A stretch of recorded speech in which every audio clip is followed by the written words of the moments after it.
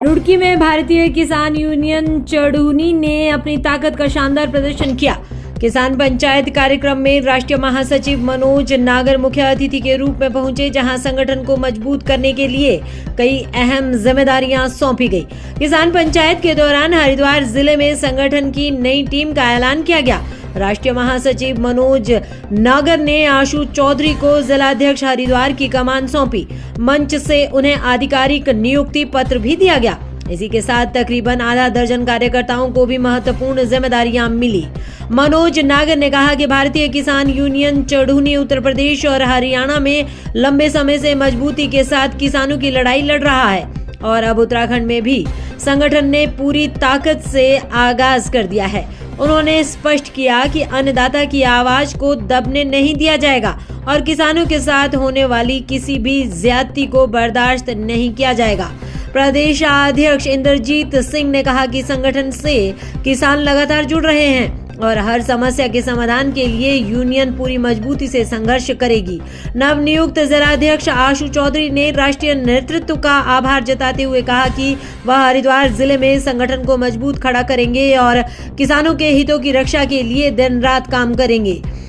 रुड़की से हुई इस किसान पंचायत ने साफ कर दिया है कि उत्तराखंड में भारतीय किसान यूनियन चढ़ूनी आगे बड़े आंदोलन और मजबूत संगठनात्मक ढांचे के साथ किसानों की आवाज को और बुलंद करने जा रहा है।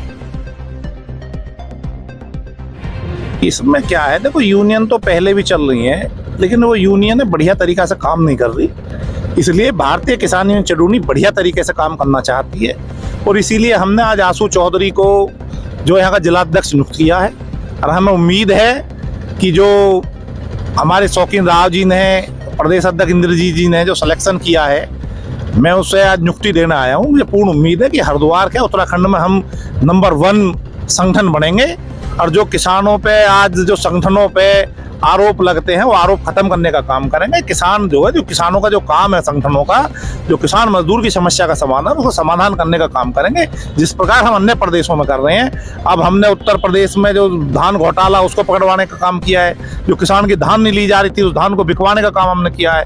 हरियाणा में जो घोटाला हो रहा था उसे उजागर करने का काम किया है। जो दोषी अधिकारी हैं उनके खिलाफ एक्शन लिया है, उनको सस्पेंड कराने का काम किया है। इसी प्रकार जो उत्तराखंड में किसानों के साथ ज्यादती हो रही है, जैसा भी हमारे प्रदेश अध्यक्ष जी ने बताया कि हाँ दूसरी समस्याएं जैसे जंगली पशुओं उनकी समस्याएं, इन समाधानों को सरकार से अनुरोध करेंगे, या तो अनुरोध से मानेंगे, नहीं सरकार के खिलाफ बैठने का काम करेंगे। इसके खिलाफ प्रदेश व्यापी आंदोलन चलाएंगे। जो भी समस्याएं उनका हम आंदोलन के माध्यम से, बातचीत के माध्यम से हल निकलवाने का कोशिश करें। हमारी कोशिश तो ये रहेगी कि जो और यूनियन है उनको भी साथ लेके संयुक्त रूप से लड़ाई लड़ी जाए और जो किसान के साथ ज्यादती हो रही है, जो किसान को समय पर उसका भुगतान नहीं होता, उसको भुगतान दिलाने का काम करेंगे।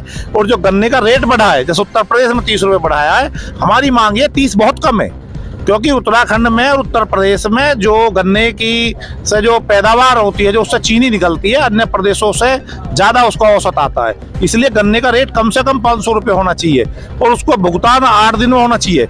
नियम है कि अगर 14 दिन में पैसा नहीं मिलता तो बैंक ब्याज उसको देना चाहिए। उसकी हमारी मांग है, बराबर लड़ाई लड़ी जा रही है। तो उत्तर प्रदेश में पहले ही कह दिया था कि अगर घोषणा नहीं की हम मिलों को चंदे नहीं देंगे, लेकिन सरकार को मैं धन्यवाद देना चाहूंगा, उन्होंने पहले ही इसकी घोषणा कर दी है, उसको लागू कर दिया। उत्तराखंड में भी मैं अपने प्रदेश अध्यक्ष से कहूंगा कि ये भी सरकार को एक ज्ञापन के माध्यम से बताए, नहीं तो फिर हर चीनी मिल पर उसका जो हम घेराव करने की कोशिश करें। तो मैं ये कहूँगा, मैं किसी भी पार्टी का विरोध नहीं करता, पार्टियां सब एक हैं, सिर्फ चेहरे बदलते हैं, सरकारें वही हैं। उत्पीड़न सब में होता रहा, इसमें भी हो रहा है, लेकिन उत्पीड़न के खिलाफ हमारी कमी है, हमें भी खड़ा होना चाहिए। हमें खड़े होंगे तो कोई सी सरकार उसकी हिम्मत नहीं होगी कि हम किसानों को उत्पीड़न करें। पहले तो मैं आपका धन्यवाद करता हूँ। आपने जो सवाल किया है बहुत अच्छा सवाल है, क्योंकि ईमानदार जो है किसान नेता का होना बहुत ज़रूरी है। वो जो है चढ़ूनी जी बहुत ईमानदार हमारे किसान नेता हैं। और जैसे कि हमारे उत्तराखंड में पहले चढ़ूनी जी की जगह जो है टिकैत जी का ज़्यादा बोलबाला था, लेकिन अब जो है चढ़ूनी जी का जो है बोलबाला बढ़ता जा रहा है और दिन पर दिन जो है और हमारे साथ बहुत ज़्यादा किसान जुड़ते जा रहे हैं। आशु जी को जिम्मेदारी दी गई है, क्या मानते हैं? बहुत जल्दी आगे और विस्तार किया ये बहुत अच्छा काम करेगा। आशीष जी को आज ये भी जिम्मेदारी दी जाती है, जो कि हरिद्वार में जो चीनी मिलें हैं उन्होंने गन्ने का भुगतान नहीं किया। आशु जी को मैं आज ये कहकर जा रहा हूँ कि आप जो है वहाँ के जीएम से मिलें कि भाई क्यों नहीं, कितने साल से क्यों नहीं इनकी पेमेंट की गई है। अगर नहीं वो पेमेंट करते हैं तो हम उनके खिलाफ जो है धरना देंगे और फैक्ट्री को बंद कराने की भी कोशिश करेंगे। जो मुझे मेरी पार्टी की तरफ से आदेश आएंगे उनका पालन किया जाएगा और किसानों के साथ में काम करने का काम करा जाएगा। मैं धन्यवाद करूंगा मनोज नागर जी का और अपने प्रभारी शौकीन राव जी का, जिन्होंने मुझे ये भार सौंपा, और इस बार की गरिमा को देखते हुए हम काम करेंगे। किसानों की समस्या को लेकर क्या कहेंगे आप? अपनी टीम जल्दी आप बनाएंगे तो जो समस्या को लेकर तैयार हैं, 24 घंटे तैयार रहेंगे किसानों के लिए, हर चीज़ से तैयार रहेंगे।